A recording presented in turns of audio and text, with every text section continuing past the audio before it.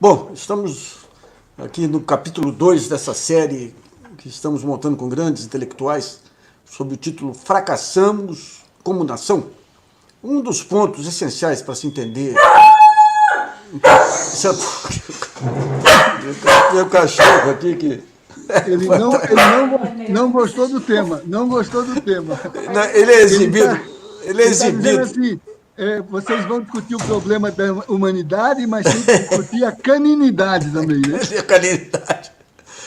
Aliás, hoje em dia eu prefiro um amigo cão do que um cão amigo do que um amigo cão. É. Mas eu estava. Então nós estamos discutindo Nós esse estamos tema. aqui em Brasília, nós estamos mais afeitos às najas e às avestruzes, tá certo? Nossa, tá certo, tá certo. Mas um dos pontos centrais dessa discussão é a visão jurídica, mas não essa visão jurídica. Nos últimos anos, apareceu uma figura que existia na economia, que é o jurista de mídia. Antes você tinha o economista de mídia, que é o sujeito que ele vem para a mídia, solta alguns chavões, algumas leituras de orelha de livros de brasilianistas, e a partir daí é tratado como se fosse grande constitucionalista, grande isso, grande aquilo.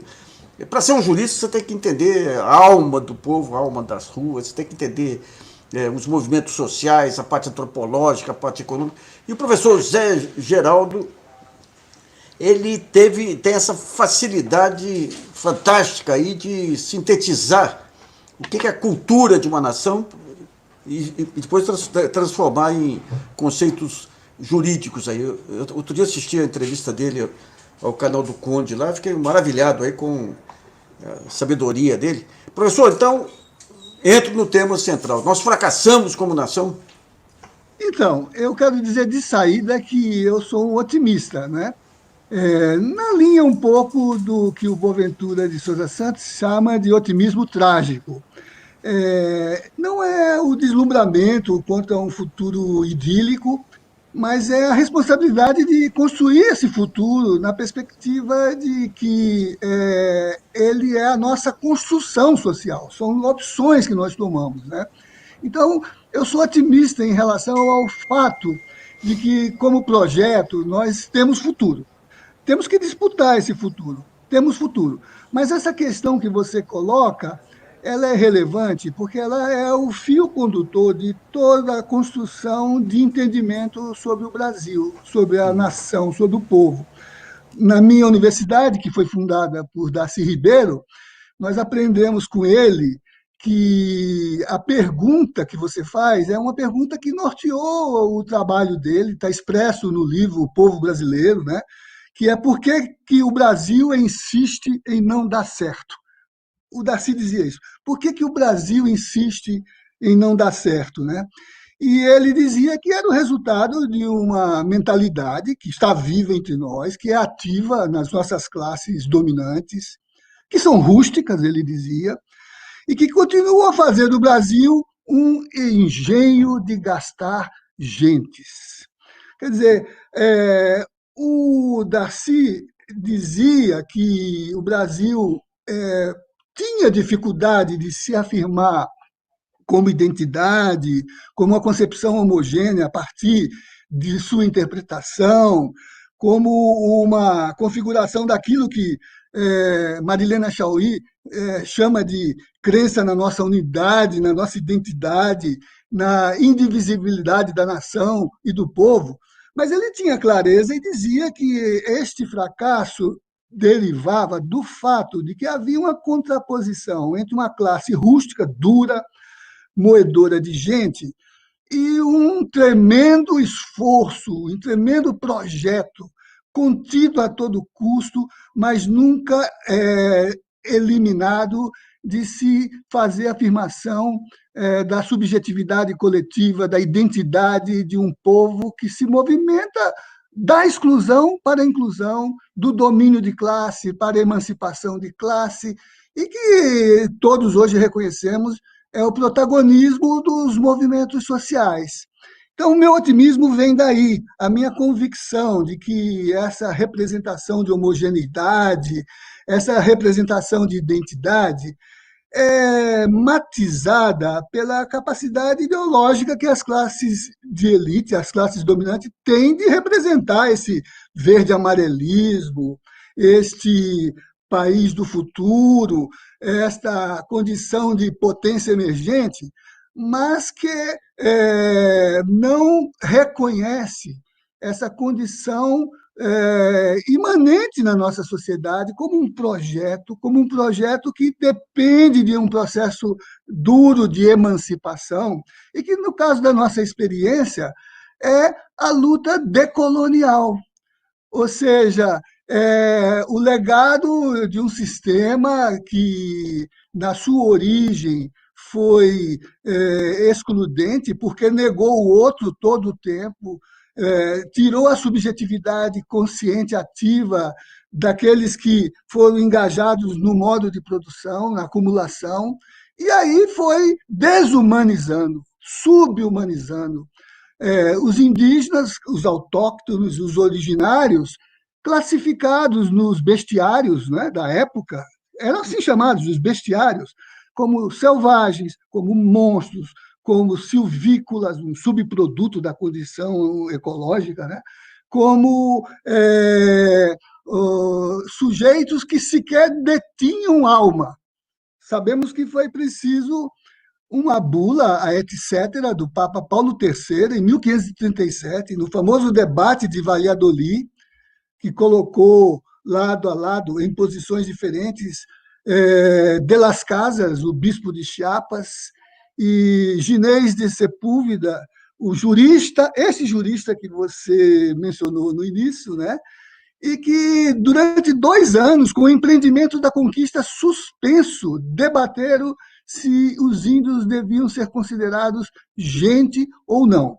Afinal, depois, o Papa baixou a bula, dizendo que os índios são nossos irmãos, gente como nós, têm alma, são acessíveis aos seus bens, claro, desde que se cristianizem. Então, esse debate acadêmico foi posto em seus termos lá atrás, mas nunca se resolveu na realidade, porque a escravidão permaneceu alienando os indígenas da sua humanidade, alienando os negros africanos escravizados da sua humanidade. Chegamos em 1824 com uma Constituição inscrita no fundamento dos direitos do homem, porque se inspirava no ideário de 1789 e dizia que todo homem nascia livre e igual, numa sociedade de escravos, em que os escravos não eram considerados gente, mas coisas, mercadorias, submetidos ao regime das coisas, dos bens, podiam ser comprados, vendidos, usados, fruídos e abusados. Aí essa moeção de gente, né? E até hoje, no discurso da ONU desse ano, o nosso representante falou para o mundo da subhumanidade dos indígenas, desconsiderando o seu projeto histórico, que é construir uma outra forma de sociedade que, no contexto da América do Sul, tem sido chamado do bem viver, de uma sociedade que respeita a natureza e que respeite os povos tradicionais, originários, nos seus costumes, nas suas tradições, na sua forma de produção e de reprodução da sua existência, no seu direito, no seu direito, né? Então, é um pouco isso, mas que, por outro lado, ainda que alguma leitura de Brasil tenha sido homologatória dessa condição, e inclusive algumas de notáveis juristas que não têm esse papel que você mostrou há pouco. Pense, por exemplo, num Victor Nunes Leal, Coronelismo, Enxada e Voto, para mostrar que essa cultura legatária do colonialismo ainda nos colocava na distinção entre aqueles que têm direito, que são os patrimonialistas, os europeus, os que são católicos, os que são homens e que são titulares de direito, e os outros que nem direito têm, porque não são sujeitos, são excluídos dessa condição de participação na vida da sociedade, né?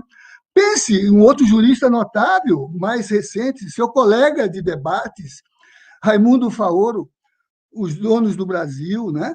Para gerar eles todos nessa leitura de que, enquanto nós não construirmos uma sociedade de direitos, que são os direitos de reconhecimento das diferenças, da integração na produção e no acesso aos bens socialmente produzidos, nós teremos a sociedade dos clientes, dos sobrinhos, os nepotismos, né?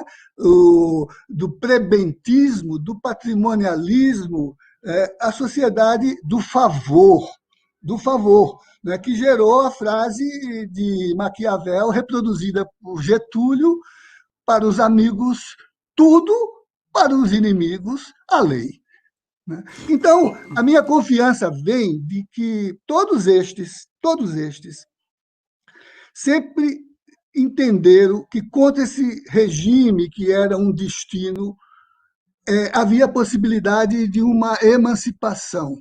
E falaram, por exemplo, da possibilidade de constituição de um povo que fosse a representação do protagonismo desses sujeitos, das suas diferenças, que são os movimentos sociais. Daí a pergunta de José Murilo de Carvalho nos Bestializados, olha o título do livro, né? Falando daquela passagem do Império para a República, mas discutindo a condição da qualidade de cidadania no país e fazendo a pergunta centro do livro dele: há povo no Brasil? Há povo no Brasil, né?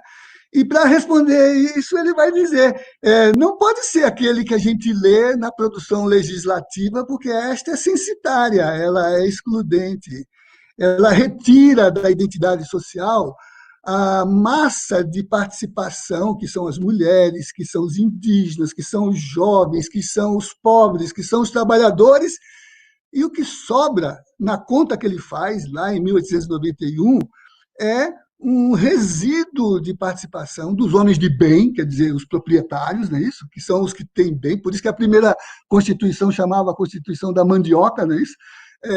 E que traduz essa luta. E por isso que o José Murilo, muito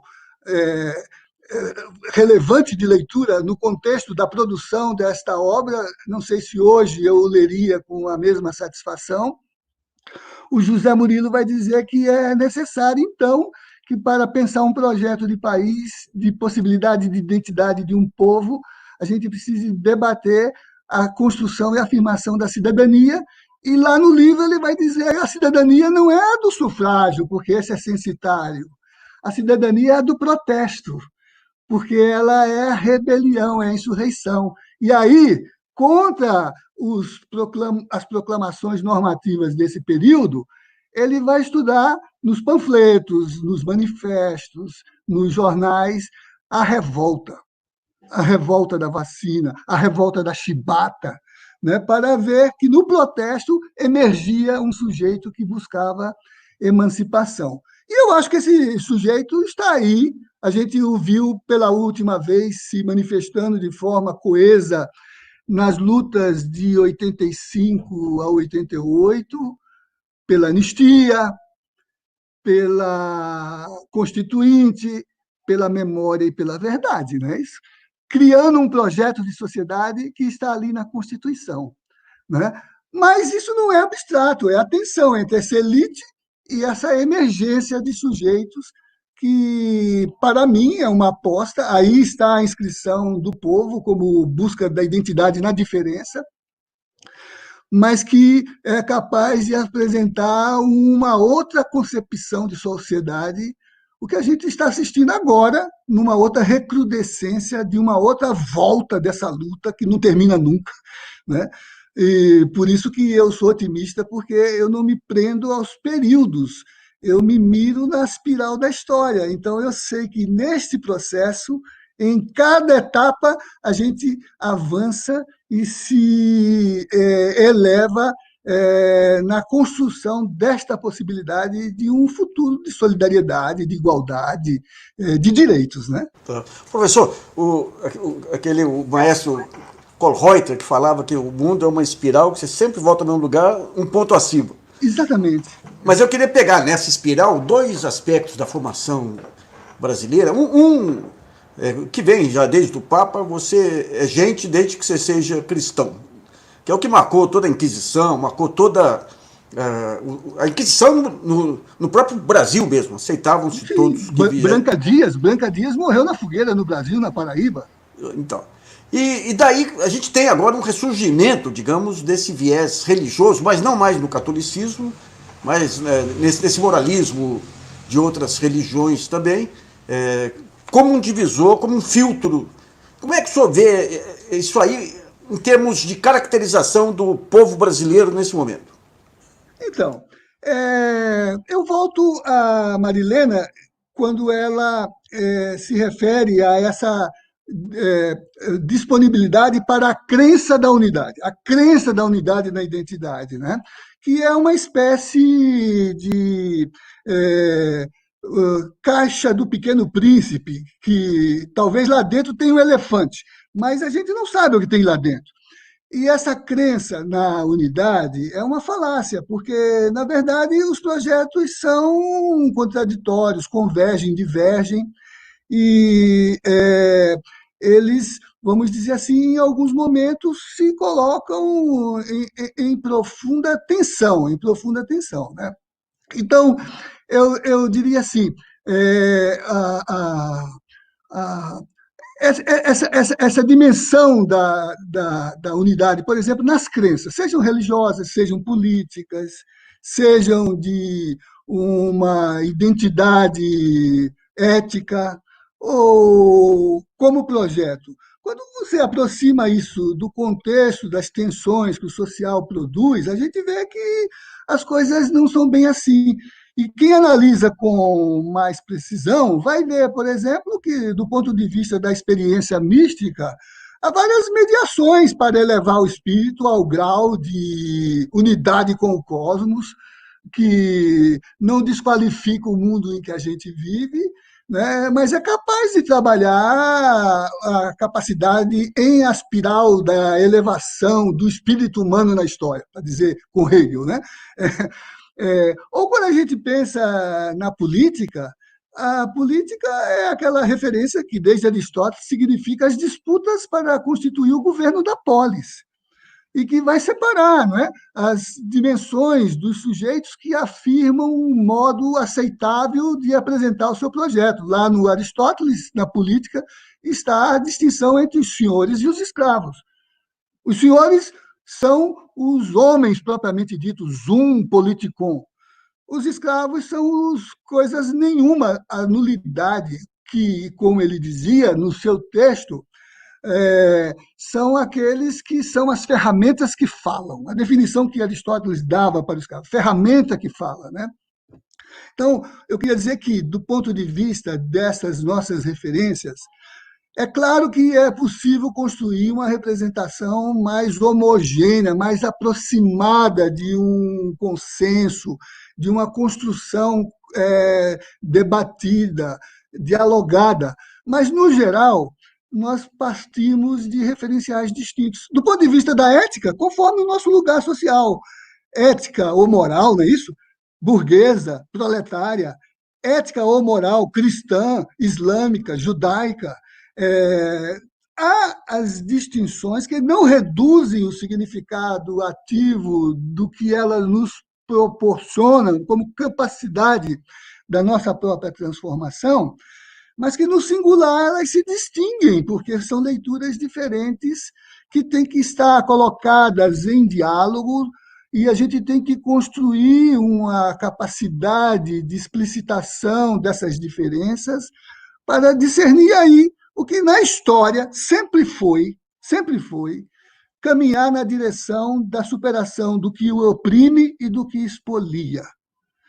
Sempre que a gente tiver dúvida sobre o significado relevante de qualquer demonstração de valor inscrito num modo diverso de ler a realidade, nós devemos nos perguntar se os enunciados que procedem dessas afirmações conduzem ou não conduzem a formas de expoliação e de opressão de pessoas humanas contra pessoas humanas, de pessoas humanas em relação à natureza, né? Que é o que se caracteriza como um critério relevante. Se eu quero discutir a reforma trabalhista, eu tenho que me perguntar se, no tocante à inserção da capacidade produtiva dos sujeitos e da arrecadação do bem comum extraído, se a lei que é produzida expolia o trabalhador, retira do trabalhador a sua parte na produção social, né? Como dizia Marx lá no programa de Gotha, os trabalhadores não querem privilégio, querem direitos iguais para todos e o fim de todo domínio de classe. Se a gente quer discutir, por exemplo, a ética na escola, a formação acadêmica ou a questão da moral do feminismo, a gente tem que se discutir se as normas que são produzidas retiram da mulher a sua humanidade, a sua autodeterminação.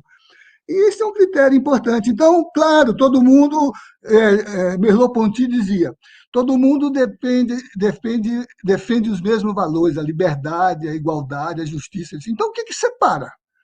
Eles dizem, então, o que separa é o tipo de associação que nós estabelecemos. Se nós nos associamos com os senhores ou se nós nos associamos com os escravos, não é isso? E aí as coisas ficam mais claras. Então, eu acho assim, do ponto de vista do debate,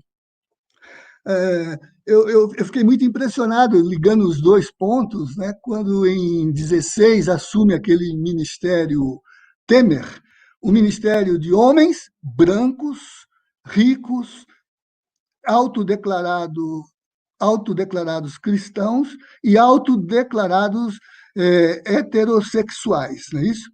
Na mesma data, tomava posse o ministério Trudeau, metade homens, metade mulheres. Quando você olhava a fotografia, você via aqui e ali um tom de cor, um turbante, e aí alguém pergunta, mas por que este ministério assim dividido? Ele disse, porque estamos no século XXI. E o nosso entrava no século XIX. Isso, Entrava no século XIX, isso aí que eu, até com a consigna ordem e progresso, o positivismo de Augusto Comte, ordem e progresso, não é isso? isso que eu queria ver consigo aí.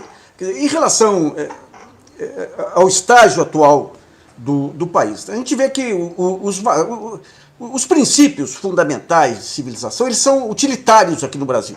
Então, se interessa se ser punitivista, se a onda é punitivista, todo mundo é punitivista. Se a onda é derrubar o governo, todo mundo derruba o governo. Agora, se tem um selvagem no poder, você tem que, para derrubar o selvagem, você tem que ser civilizado, todo mundo passa a ser civilizatório. Essa falta de referenciais dos homens públicos, que eu digo, seja na parte jurídica, parte política, e mídia e tudo, essa falta de referenciais em torno de valores e princípios é comum a outras culturas ou é uma coisa, um dos grandes empecilhos assim, a modernização do país? Não, no geral, a gente pode dizer que é comum. No específico, depende da história de cada formação econômica, social e política. Por exemplo, né, do ponto de vista europeu, né, essa construção de uma homogeneidade teve papel no cristianismo e permitiu, com a industrialização, a ciência, né, superar aquelas limitações que a religião tinha e, por outro lado, que a Europa carregava em relação ao Oriente, muito primitiva em relação ao Oriente, basta ler Marco Polo, não é isso? Muito primitiva em relação ao Oriente, né? Mas que, por conta do processo capitalista e seu sistema de expropriação e acumulação, acabou se tornando o centro do mundo. Como centro do mundo, a sua projeção de valor é subordinante, hierarquiza o branco em relação ao negro, o sistema de produção em relação às formas tradicionais de produção. Há 5 anos, por exemplo, o governo canadense proibiu a forma do potlatch, que as tradições ancestrais das comunidades antártidas do Polo Norte, lá dos canadenses, porque praticavam o dom, a dádiva, como um critério de solidariedade. E a regra de proibição é que isso tinha sentido contraproducente às condições utilitárias do desenvolvimento econômico. Por isso que alguns filósofos falam do capitalismo como o fim da história, não é isso? Então, depende. Então, a visão de homogeneidade e da forma como se relacionam com as suas tensões no processo de desenvolvimento vão interferir na leitura de mundo e na construção desse mundo, né? Por exemplo, se chegar lá no Oriente e tomar as teses do Islã, nós vamos encontrar a origem do pensamento do mundo inscrita séculos antes que a Europa tivesse sequer a sua primeira universidade, né? E nas obras, eu, por exemplo, visitei o Museu das Caravelas em Palos de la Fronteira, onde Colombo armou a sua expedição ao largo do monastério de La Rábida, e lá, entre as coisas que me chamavam a atenção, além das réplicas das caravelas, a estante onde estavam os livros que Colombo lia. E me chamou a atenção que os livros mais destacados da biblioteca eram os de Avicenas e de Averroes. Onde estava a fonte do conhecimento que construiu uma civilização que colocava a Europa num patamar de rodapé, até que ela deu seu salto e passou a ser a baliza do mundo, né? No nosso caso, por exemplo, a baliza foi dada pelo colonialismo. O colonialismo gerou, nas suas etapas decoloniais, os seus males, que são os ingredientes que balizam as dores do nosso processo civilizatório. Quais são? A expropriação de classe, por conta do capitalismo emergente, o patriarcalismo, por conta do referencial ético cristão que se estabeleceu nesse processo, e o racismo. Então, esses três fatores entram na nossa experiência, constrói as agendas da nossa leitura de projeto de sociedade, balizando tudo que se escreva do ponto de vista político, do ponto de vista teológico, do ponto de vista sociológico, do ponto de vista econômico, do ponto de vista jurídico.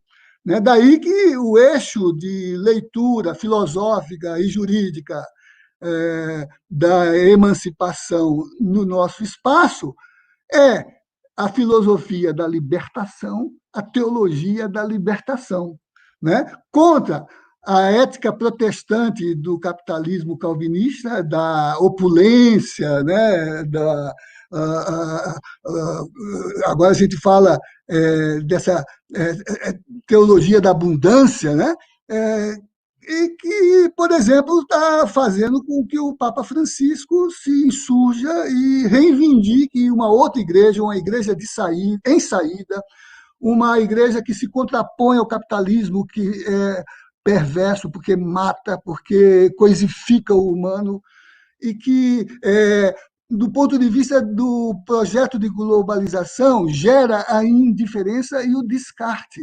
Né? Então, cada um tem a sua história e os percalços que essa história implica na linha cíclica do seu processo de transformação, de mudança, de avanço em direção a um outro patamar da sua própria história política e social. Né? Então, eu acho assim, né? As nossas tensões são dramáticas, porque, do ponto de vista europeu, eles até já realizaram a fraternidade, a igualdade e a liberdade, né? E sem cair nesse mecanicismo de Bobbio de gerações de direitos, né?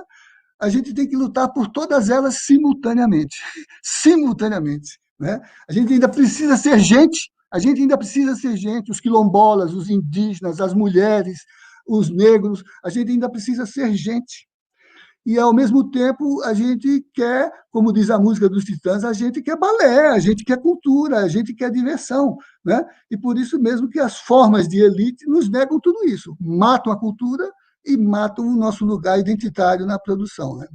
Então, professor, o senhor fala aí dos movimentos sociais se organizando pela inclusão e tudo, a gente tem um modelo de democracia representativa que vem junto com o capitalismo que permitia uma inclusão muito lenta dos excluídos assim na nova sociedade. E esse movimento explode agora com esses levantamentos sobre concentração de renda, com a falência do sistema representativo, democracia representativa, com o envelhecimento dos partidos políticos. O senhor disse que esses movimentos só se manifestam na revolta, mas de que maneira que vai se ter um avanço aí, que pode se ter um avanço a partir desses momentos que nós estamos vivendo, da pandemia, das indignações contra injustiças, contra negros e tudo, por onde que vai, institucionalmente, se pode caminhar para acelerar esse processo?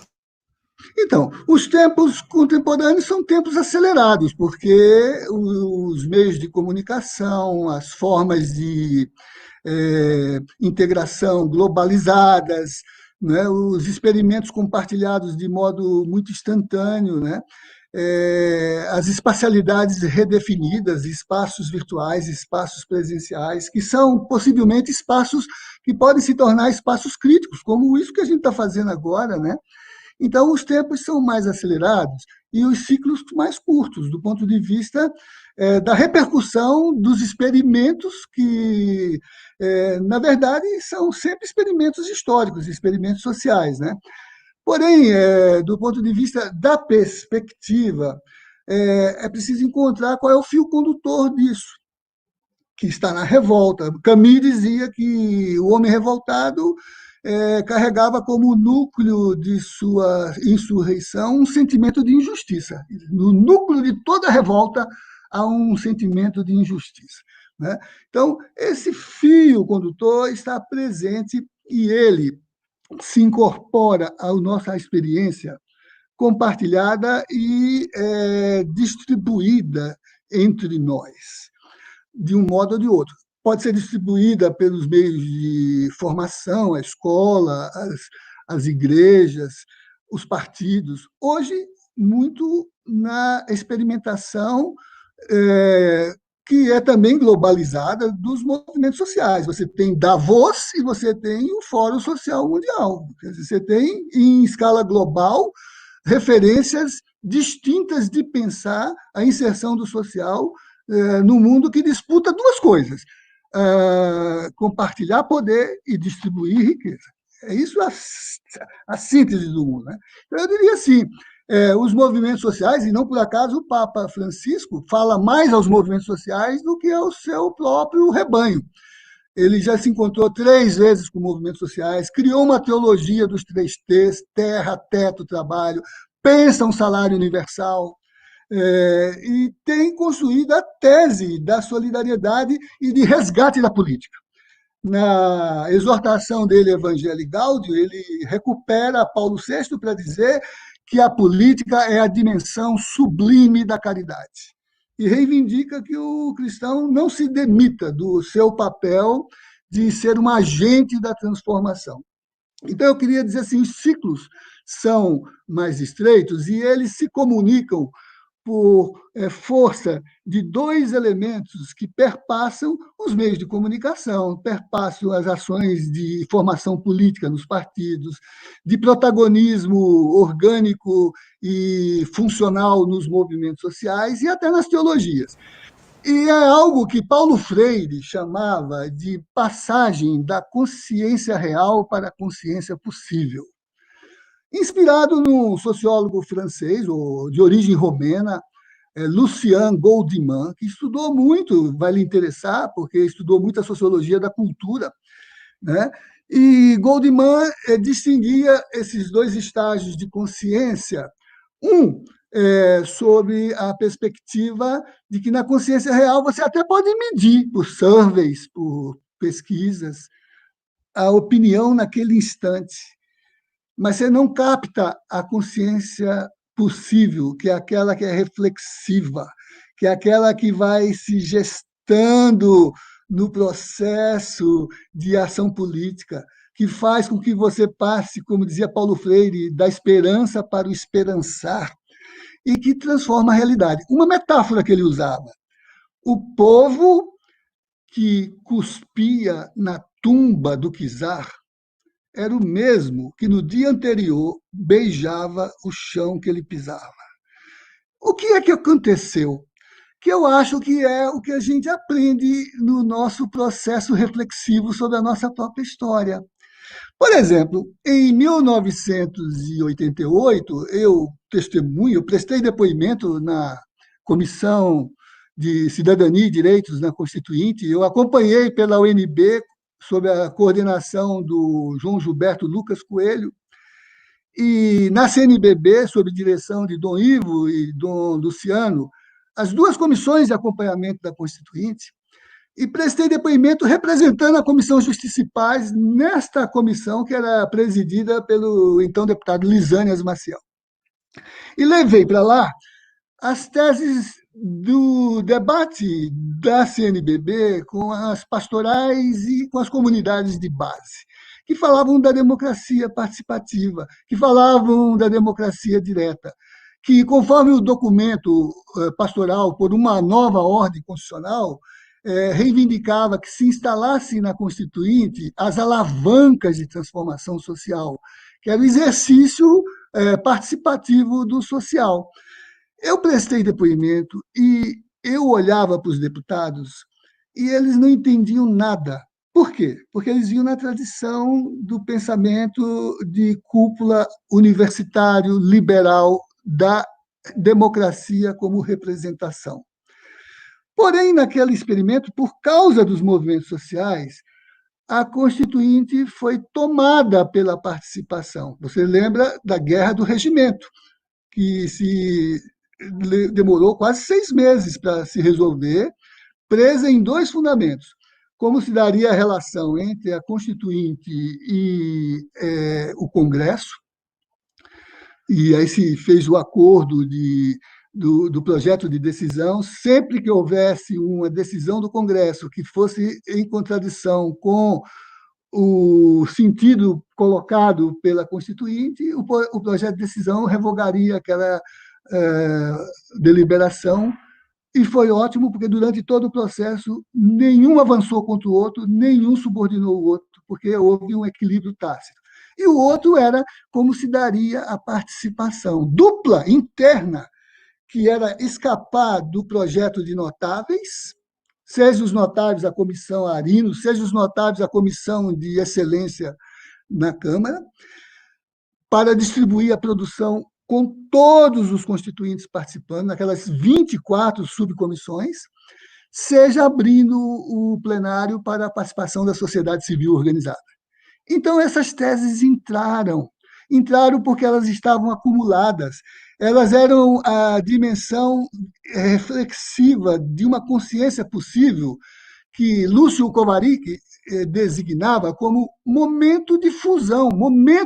Quando a crise vem, essas coisas que parecem hipotéticas afloram e se materializam em propostas, que gerou essa constituinte participativa e esse modelo de constituição deliberativa, que, para mim, tem dois balizadores. O artigo 5º, que traz aquele elenco de direitos, e finaliza com uma cláusula aberta, dizendo que o elenco não exclui outros direitos que derivem da natureza do regime ou dos princípios que a Constituição adota. Quer dizer, eles não se esgotam no articulado. A democracia é invenção de direitos. Os direitos não são quantidades, não são estoques legislativos num almoxarifado de normas, são relações que se expandem na experiência da disputa pela implantação da Constituição.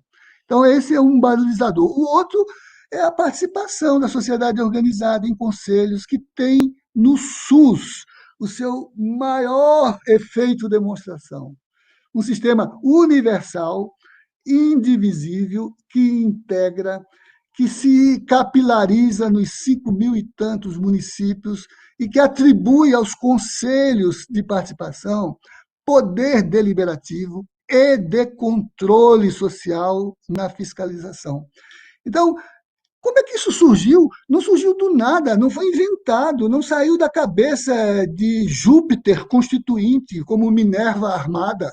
saiu do experimento do social, mediado por essa consciência reflexiva, né, que fez o salto, que é o que nos segura hoje, porque no ciclo atual, se comparássemos o modelo de 64 com o atual, a gente já teria os tanques na rua e já teria a censura, o exílio, as cassações, os banimentos e o assassinato político liberados. Né? Está aí Eugênia, que há pouco conversamos, que presidiu a Comissão de Mortos e Desaparecidos e sabe qual é vamos dizer assim, o acervo sofrido, cruento desse experimento. Já estaríamos assim. A gente tem ali sutilmente, nas milícias, na guerrilha virtual, na disputa. Hoje vamos dizer assim, nesse processo de apropriação possessiva, clandestina, conspiratória do aparato de Estado, de um sistema que se incrustou aí, sabemos como, né? Então, eu acho assim que essas condições estão dadas e elas armam. Por exemplo, se a gente, eu estou lendo uma tese agora em que a aluna estuda as crônicas de Carlos Drummond de Andrade, no Correio da Manhã e no Jornal do Brasil, até a aposentadoria dele, desde 69, passando pelos anos de chumbo, para ver nas entrelinhas das crônicas a forma como ele trabalhava a questão dos direitos humanos, né? Mas, ao fazer esse estudo, ela vai mostrando como a imprensa, a grande imprensa, ela jogou, e as instituições, ABI, CNBB, OAB, como essas instituições ficaram ali perplexas entre uma lealdade que tinha a ver com exortações que nos ultrapassavam, comunismo, capitalismo, né? Estados Unidos, União Soviética, né? E uma realidade, né, que não distinguia claramente quem oprime e quem é oprimido, quem expolia e quem é expoliador. Hoje não tem isso. A imprensa, ela não fala mais enquanto grande imprensa, porque a informação nem passa mais por ela inteiramente, passa por esses sistemas. Né? Esses dias você falou da live do Conde, no dia seguinte, no balanço da semana, ele e o Atushi, e eu estava vendo lá 25 mil visualizações durante o programa, gente. Num dia, 25 mil visualizações, aquilo continua. Né? Então, hoje, essa disputa e essa capacidade capilarizada, internacionalizada, né? Que ultrapassa as classes e entra nos movimentos. Pense as declarações de direitos da década de 1990, que os movimentos tomaram dos estados e criaram a sua agenda internacional nas tremendas declarações daquele período, o habitat, as mulheres, as populações, o Istambul e a Então, xenofobia. eu estava querendo ver alguns pontos que o senhor coloca aí. Esse negócio da rapidez do momento. Que Uhum. realmente os ciclos são muito rápidos. Até eu comentava hoje com a Eugênia, as mudanças que ocorreram no país entre 2017 e agora, eu diria que 2017 era muito pior. Nós tivemos a morte lá do reitor Cancelier, o clima de ódio que tomou as instituições, tomou a mídia, e hoje você tem um refluxo. E as universidades, né? E as universidades, o CGU entrando. E daí entra também a questão aqui do Volney. Como que o senhor entende uma classe social jacombalita? Se apoia um lado totalmente contrário da sua existência. E um outro ponto que o senhor coloca, que é a questão da fusão que ocorreu na Constituinte. Essa rapidez, essa polarização tende a se diluir com o tempo, porque nessa rapidez que nós temos hoje, já tem dois caminhos.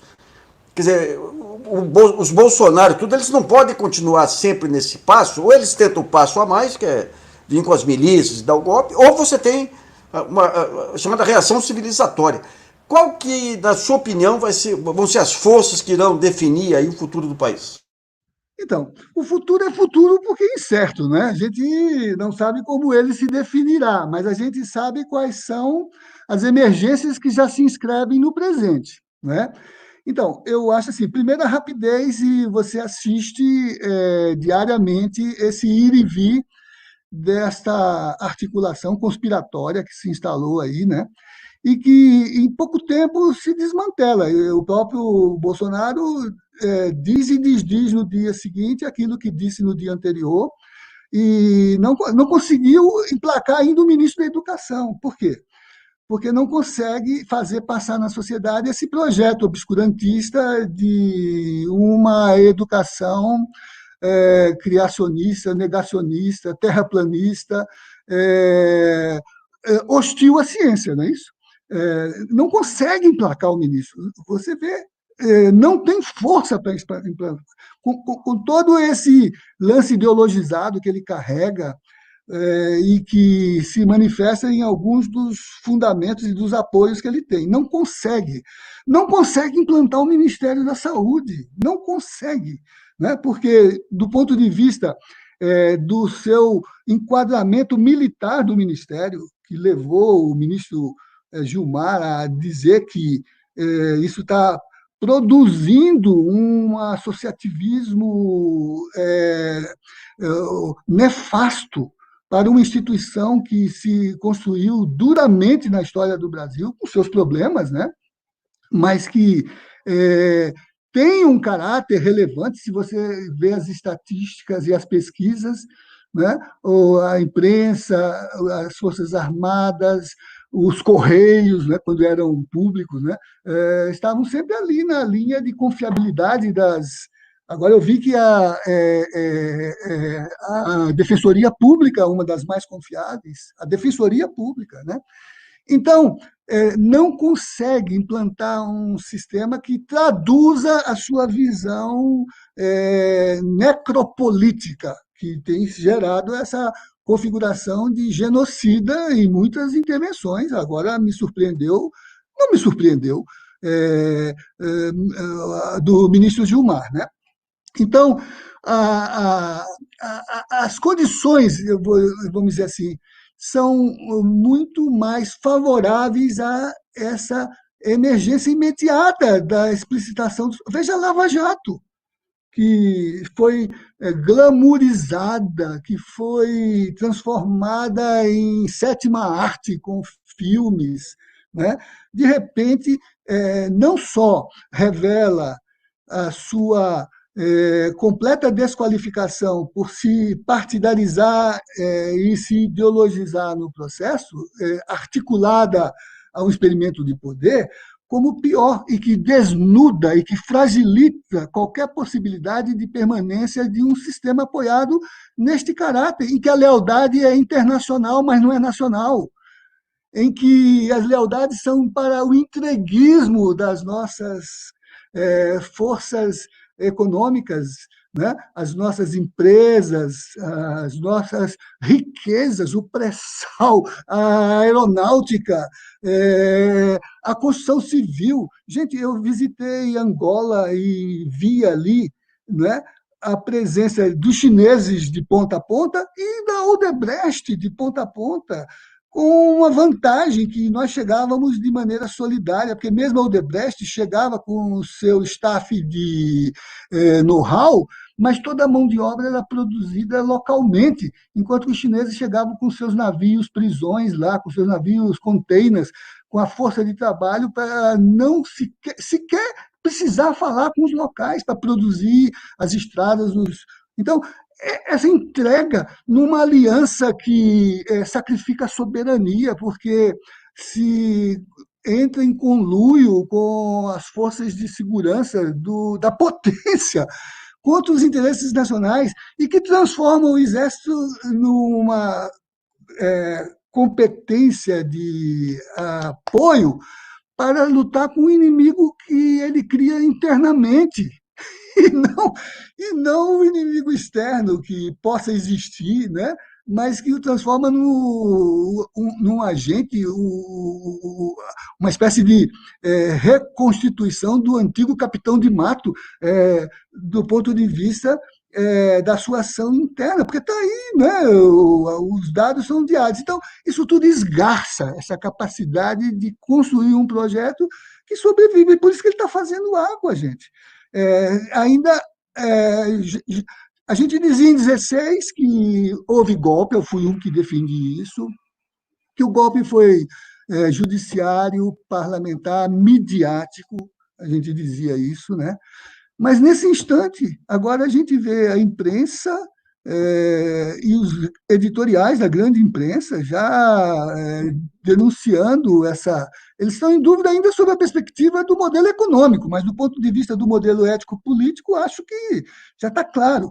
A gente vê o judiciário recuperando, apesar de todo o engajamento identitário com a ordem, com o status quo, com o lugar de classe dos seus componentes, que são o espaço de elite daqueles que, durante a nossa formação, se apropriaram da universidade e dos cargos públicos, né?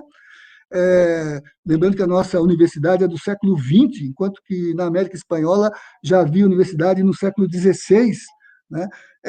E a gente está vendo isso mudar e é uma espécie de coalizão de governança com o reposicionamento do judiciário, leia-se Supremo Tribunal, com as exceções que comprovam o processo, né? Esses habeas corpus recentemente concedidos, ou essa dificuldade de ler a justiça por trás das normas de exceção, né? Então, eu diria que a rapidez e a instantaneidade dos desvelamentos. Esse livro que nós publicamos agora, que o Conde nos entrevistou, você também, eu vi sua entrevista, você é autor no livro, sobre as relações indecentes, né? Como revelou que nesse mundo as elites não têm lealdade nacional, elas têm lealdade com seus interesses globalizados.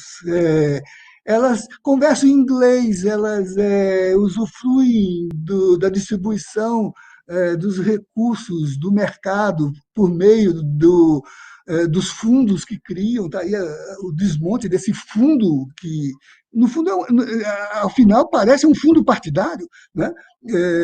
Que a Lava Jato amealhou, né? Então eu diria assim, a rapidez é o Ítalo Calvino, um pouco antes de morrer, nas conferências de Harvard, escreveu um livrinho, 6 propostas para o próximo milênio. Um deles era a rapidez, por causa do aceleramento. Mas uma outra era a consistência.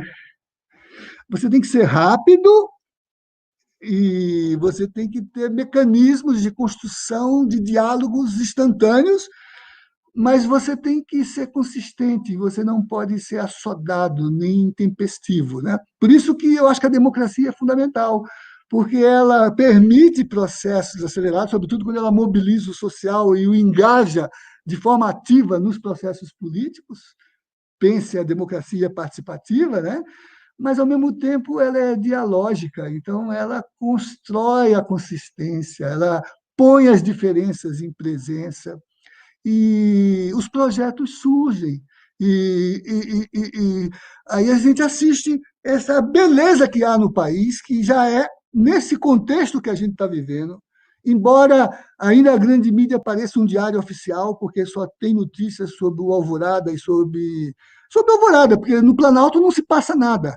Sobre o Alvorada, se a EMA bicou, se a Naja bicou, não é isso? Mas o social está ativo. Na CIF, o New York Times, ou Washington, um desses grandes jornais americanos, fez uma matéria belíssima sobre Paraisópolis, mostrando como a sociedade se organizou para suprir autonomamente e com autogestão a carência do Estado na crise sanitária. Elegeu presidentes de rua, contratou ambulâncias, comprou respiradores, construiu um sistema de acesso universal, num contexto que, para o Estado, ali é apenas uma favela em que a polícia entra para pisar no pescoço do negro jovem e pobre.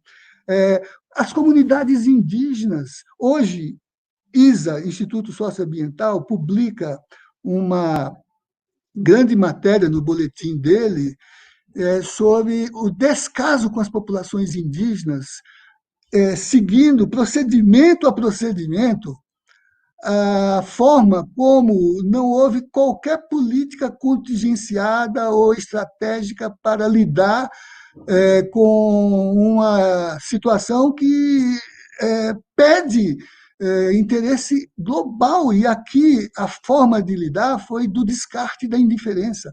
Se os indígenas não tivessem, com as ONGs, construído mecanismos de sobrevivência, inclusive recuperando algumas práticas ancestrais de medicina e saúde, já teríamos extinguido a nossa tradição, a nossa origem ancestral, né?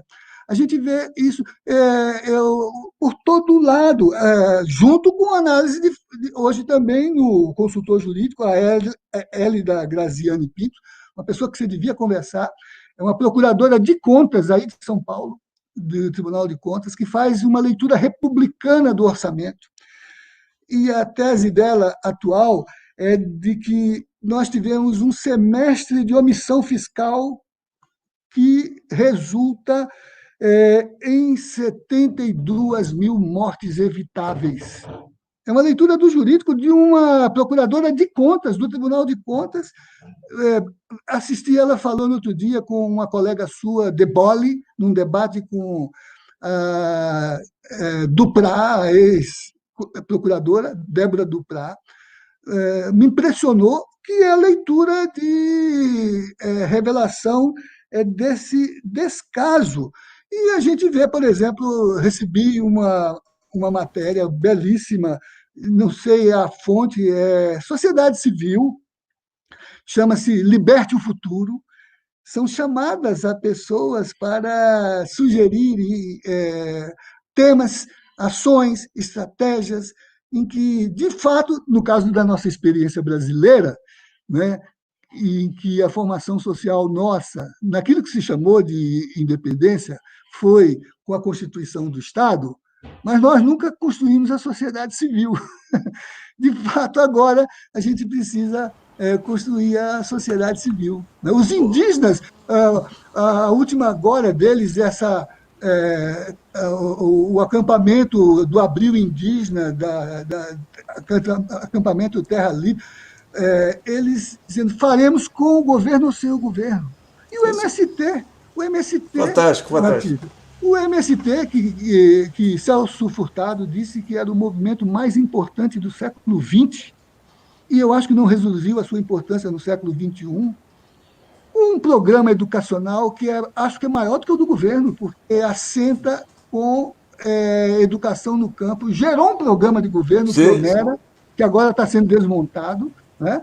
Mas que capacita com professores para a educação do campo, nas áreas de assentamento, e a educação superior, inclusive as famosas turmas especiais, né? Professor... E agora contribuiu com toneladas de alimentos, onde o governo não consegue chegar com um mero cartão magnético.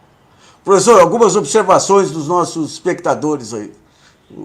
O Jorge Dalman, como é bom ver a sabedoria do Zé Gerardo, uma sinfonia para a alma. Aliás, você começou citando o João do Rio, né? A alma encantada das ruas, não é isso? João do Rio é fantástico. O Giovanni Gozzi, essa live deveria ser exibida em todas as escolas e universidades do Brasil. A Salete Farias, que maravilha de aula. A Célia Lacerda, que tema maravilhoso para uma tese. Aliás, a fala do professor já estimulou aqui em casa alguém aqui para montar uma tese. A Célia eu vi lá no Museu do Louvre, ela estava lá, olha aí. Ó. Olha só. Não, a Gioconda, que é... Tá jocondo aí. Então, professor, foi fantástico aí. Esse Marconi Burum olha, a Andréia Brasil capacita juízes para saber dialogar com os indígenas, levando os juízes para aprender direito com os indígenas nas comunidades. É servidora da Justiça Federal. Ué, vamos marcar essas dicas aí para a gente entrevistar também, professor. Maravilha. Professor, eu queria agradecer muito aí a sua aula aí, foi fantástico aí, mais uma vez. E eu nem falei sobre a universidade, que é a minha praia, né? Então, faça favor, fica à vontade aí, professor. Não, assim, tá na hora. Eu só queria dizer assim, você não vai lembrar, mas você se motivou um pouco por me chamar em função do projeto Direito Achado na Rua, que você mencionou no final, ao contrapor o jurídico social com o jurídico formal, funcional, né? Mas você, em 1995, você nem sabe disso, porque eu acho que a matéria foi da Maria Inês, lá no antigo boletim Dinheiro Vivo, você fez duas matérias sobre o direito achado na rua. Uma em criar um guia jurídico de empresa, em que você falou que o direito achado na rua se espalhava pelo país e trazia a referência desse projeto que a gente estava começando. E depois, no mesmo ano, você analisou uma decisão do Tribunal Superior sobre direito de morar, em que o ministro trabalhava como fundamento do reconhecimento do acesso prometido pela Constituição à moradia, né? E a moradia só entrou na Constituição pela força que veio das declarações das Nações Unidas, pela mobilização dos movimentos, e no Guia Jurídico do Direito Vivo. O direito vivo não existe mais, né? Mas os mais antigos têm saudade. Dinheiro Vivo, sim. Né? Você devia criar um canal de, vamos dizer assim, arqueológico aí eu estou fazendo isso no meu blog com o Observatório da Constituição e da Democracia. Olha Que nós só. mantivemos por 3 anos, publicando um tabloide por mês, e agora a gente está recuperando o digitalizado, mês a mês, e fazendo uma live de contextualização. Boa, boa, Bom, mas boa. então, vamos deixar a universidade para um outro momento, mas eu acho que é uma questão crucial discutir a universidade, porque aí é onde está se dando uma dessas trincheiras desta luta dramática, Sim. porque todo autoritarismo ele se confronta com a crítica, então ele precisa destruir o pensamento, como o fascismo fez lá atrás, né? E por isso ele precisa interferir na universidade e quebrar a sua autonomia e a sua função pública, né? Daí a dupla ação, privatizar e vigiar o pensamento, que era a agenda do ministro que acabou de sair, né? E também porque lá esse pensamento criativo plural, né, faz com que a universidade, não sendo mais o lugar exclusivo da produção do conhecimento, é ainda o único lugar onde todas as formas de conhecer circulam livremente, sem contenções. Você não pode discutir certos temas numa sinagoga, não pode discutir certos outros temas numa mesquita. Você corre o risco de excomunhão se for discutir algum tema entre os católicos, né? Aliás, esse ano foi o centenário de Teilhard de Chardin. Mas na universidade todos eles discutem, porque o pensamento livre tem um protocolo em que o pensar diferente é uma virtude e não uma heresia, né? A lição de Galileu me serviu. A, a lição de Galileu vale para nós até hoje, de que a verdade é o tempo que constrói, não a autoridade. Né? Maravilha. Professor, vamos repetir isso aí, que essas suas aulas são essenciais aí, viu? Nesse momento e em todos os momentos aí. Só se você botar um fundo de cavaquinho aí. Pode deixar que eu empunharei meu bandolim. Bandolim. Bandolim. A gente brinca. Você no Clube do Choro aqui, né? Me tocar aqui. Então tá bom, professor. Um grande abraço aí, viu? Um grande abraço. Um grande abraço. Até mais.